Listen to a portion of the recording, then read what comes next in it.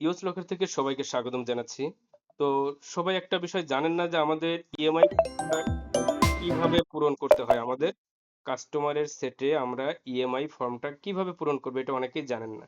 তো চলুন দেখা যাক আমরা এই সেটটায় আমরা যাই ইএমআইটা ফর্মটা পূরণ করব। যে এনার কাছে কয় টাকা বাকি আছে, কি আছে। আমাদের কাস্টমার অ্যাক্টিভ হয়ে গেছে। লক আনলক সব অ্যাক্সেস আপনি পেয়ে গেছেন। এখন ৩ নম্বরটায় গেলাম।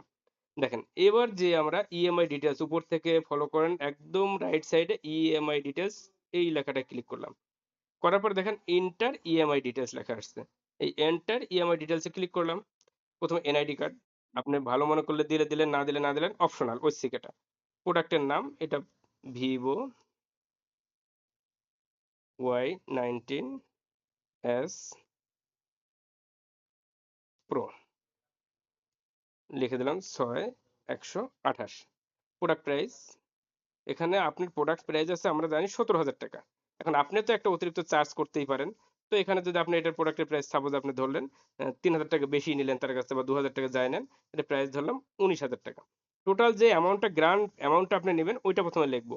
এবার ওই গ্রাহক আমাকে ডাউন পেমেন্ট কত দিল? ডাউন পেমেন্ট দিল উনি আমাকে ৫,০০০ টাকা। এবার EMI start date.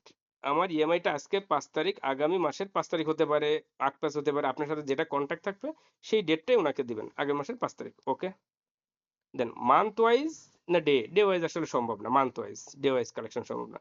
Number of EMI ইনাকে আমি কত কিস্তিতে দিব? উনাকে আমি ৫ কিস্তিতে দেব টাকাটা পরিশোধের জন্য। এইখানে যেটা আছে দেখেন পার্সেন্টেজ না ফিক্সড এ? পার্সেন্টেজ দিলে ঝামেলা হবে। আপনারা হিসাবে গোলযোগ বাধায় ফেলতে পারেন। ফিক্সড করে দিলাম। যেহেতু আমি টাকা উপরে ফিক্সড ধরে আসছি ১৯,০০০, এখানে আমরা ফিক্সড দিয়ে দিলাম। দেখেন এটা ফলো করবেন যে এইখানটায় আমরা ইন্টারেস্টের ঘরে অবশ্যই ফিক্সড দিলাম। যেহেতু আমরা টাকাটা টোটাল টাকা ওখানে ধরে আসছি ২,০০০ টাকা বেশি। ফিক্সড দিয়ে এখানে ৩টা জিরো দিয়ে দেব। যে কোনো ইন্টারেস্ট নেই। অর্থাৎ যা আপনি ধরেন একবারে ধরে আসছেন। এটাই শরিয়ার মোতাবেক নিয়ম যে যা ধরবেন একবারে ধরবেন। প্রতি মাসে মাসে বাড়ায় দিলে ওটা আবার ইন্টারেস্টের আলাদা নিয়মে চলে যায়। তো সমস্যা নেই। তো এখান থেকে আপনি ৩ টা জিরো দিয়ে দিলেন। অর্থাৎ আপনি ইন্টারেস্ট ফিক্সড করে দিচ্ছেন যে এত টাকা তার কাছ থেকে নিচ্ছেন। এবার দেখেন তার সিটি যদি কালেক্ট করেন যে এনার শহরটা কোনটা? ওনার শহর মনে করেন ঢাকা। কোন একটা জায়গা হতে পারে আপনি দিয়ে দিলেন সেখানে। এবার গ্রান্টার ইনফো যদি গ্রান্টার ইনফো আপনি দিতে চান গ্রান্টারের নাম এখানে চাপ দিলেই গ্রান্টারের নাম, ঠিকানা গ্রান্টার ইনফো যদি আপনি দিতে চান এখানে গ্রান্টার ইনফো চাপ দিলে গ্রান্টারের নাম, এনআইডি নাম্বার, গ্রান্টারের অ্যাড্রেস এগুলো দিতে পারেন। এগুলো অপশনাল। আমি এগুলো কিছু পূরণ করলাম না। আপনারা অবশ্যই নিয়ে রাখবেন গ্রান্টারের নাম ঠিকানা। যে রহিম বা করিম একজন হতে পারে গ্রান্টার তার। আমি দিয়েই দেই। আপনি এটা ঐচ্ছিক। আপনারা দিবেন কি না দিবেন এটা আপনাদের ব্যাপার। এটা এজন্য আমি দিলাম না। আপনারা আবার ভাববেন যে এটা দেওয়াই লাগবে সময় আপনাদের নষ্ট হতে পারে। আমি দিলাম না। এটা আপনারা ইচ্ছা করলে দিলেন, না ইচ্ছা করলে না দিলেন। অ্যাড্রেস, ফোন নাম্বার রাখলে ভালো হয়। তাহলে ওই গ্যারান্টারকে আপনি ফোন দিতে পারবেন। এটা রাখা খুবই জরুরি, আপনারা রাইখেন। কিন্তু আমি দিলাম না, এটা না রাখলেও আমার ফর্ম সাবমিট হয়ে যাবে। দেখেন এবার আমার ১৯,০০০ টাকার পণ্য ৫,০০০ টাকা ডাউন পেমেন্ট ৫ কিস্তিতে আমার এখন টোটাল ৳২৮০০ করে পার মান্থ কিস্তি। এখানে অটোমেটিক্যালি চলে আসছে যে ২৮০০ করে কিস্তি।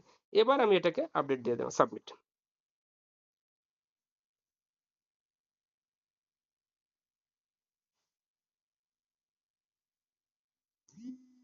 হ্যাঁ, সাবমিট হয়ে গেল। সাবমিট হয়ে গেলে দেখেন এখানে টোটাল ড্যাশবোর্ডে আমি দেখতে পারতেছি যে আমার এখানে টোটালি এখানে আমার ১৯,০০০ টাকার পণ্য ৫,০০০ টাকা ডাউন পেমেন্ট ১৪,০০০ টাকা উনার কাছে পাবো ৫ কিস্তিতে। এটা ৳২৮০০ করে এখন আমার কিস্তি। গ্যারান্টারের ইনফো নেননি, এখানে আসেনি। তো এইবার ইএমআই হিস্টোরিতে গেলাম। এবার দেখেন এই গ্রাহক আমার টাকা দিবে এই তারিখে। এটা আনপেইড আছে ৳২৮০০ করে কিস্তি। যখন উনি পেইড দিবে আমি উনাকে টিক দিয়ে ইয়েস দিয়ে দিলাম। দেখেন নিচে আমার পেইড চলে আসলো। যে আমি এততম কিস্তি পেয়ে গেছি। এভাবেই আপনি যেটা পেইড হয়ে যাবে এটাকে পেইড দিয়ে দিবেন। এভাবে গ্রিন সিগন্যাল চলে আসবে। ঠিক আছে? এরপরেও যদি কারোর না বোঝার কিছু থাকে আমাকে কাইন্ডলি জানাবেন। আসসালামু আলাইকুম।